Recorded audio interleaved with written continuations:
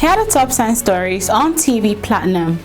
Nigeria's Minister of Finance and Coordinating Minister of Economy, Mr. Wale Edun, has reportedly traveled to the United Kingdom for treatment.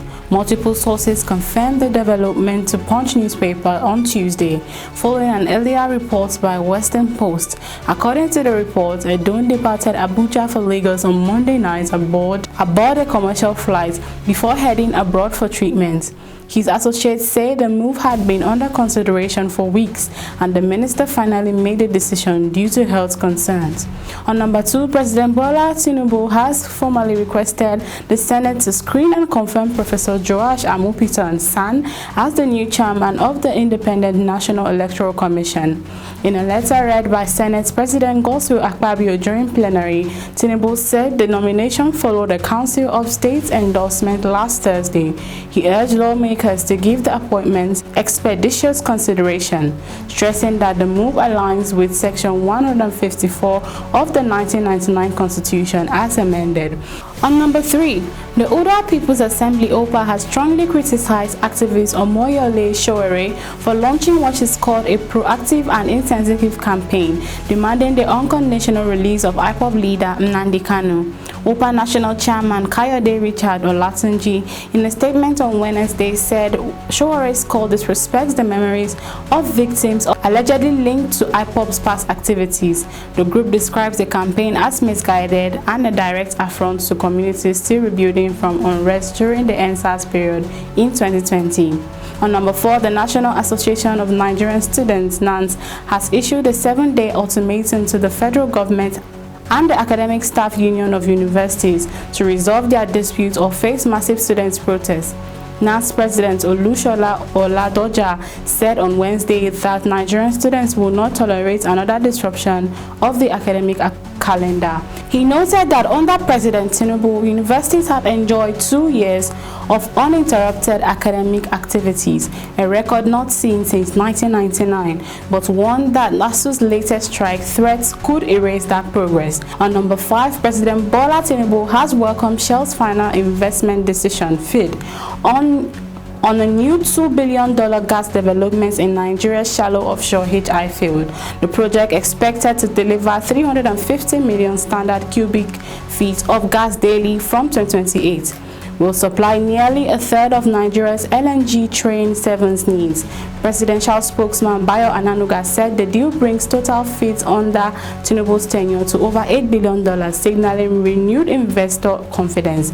Minister of State for Petroleum Resources Senator Henikin Lokbobiri hailed the move as a strong vote of confidence in Nigeria's energy sector. Number 6, the Republican mayor of Blanco City, Texas, Mike Arnold, says allegations that the Nigerian government sponsors Boko Haram are false and misleading. Arnold made this known during a press conference in Abuja alongside former presidential aide Reno Omokori, who reiterated that there are radicalization programs, not terror camps. The remark followed U.S. Senator Ted Cruz's claim that Nigeria could be aiming Boko Haram, and alleged Omokori challenged Cruz to prove publicly. On number 7, President Bola Tinubu has urged ECOWAS and the international community to classify the theft of mineral resources from West Africa as an international crime. Speaking through the Secretary to the Government of the Federation, George Akome, at the General Assembly of the Network of Anti-Corruption Institutions in West Africa in Abuja, Tinubu called for global cooperation to end the illicit trade.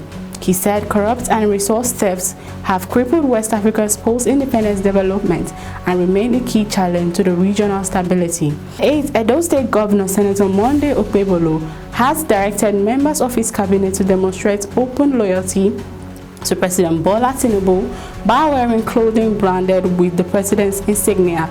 The government gave the order in Benin during the swearing-in of new commissioners and inauguration of boards. Okpebholo said his administration's success was largely due to Tinubu's support and urged appointees to see their roles as opportunities for service, not personal gain. And at number 9, the late Chief of Army Staff Lieutenant General Taoreed Lagbaja has been posthumously honored by the U.S. Army War College. Lagbaja was inducted into the International Wall of Fame during the opening of the 2025 Association of the United States Army Annual Convention in Washington, D.C. The Nigerian Army In a statement, Acting Director of Public Relations Lieutenant Colonel Apollonia Anele said the recognition was a statement to Lagbaja's legacy of professionalism and leadership.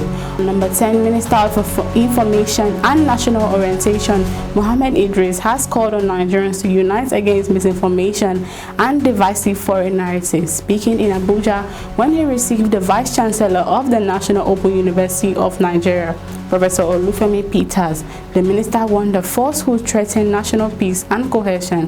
He said combating fake news is a shared duty of government, media and citizens to protect Nigeria's image and unity. And those are the top 10 stories on TV Platinum. I am Chibaza Michelle.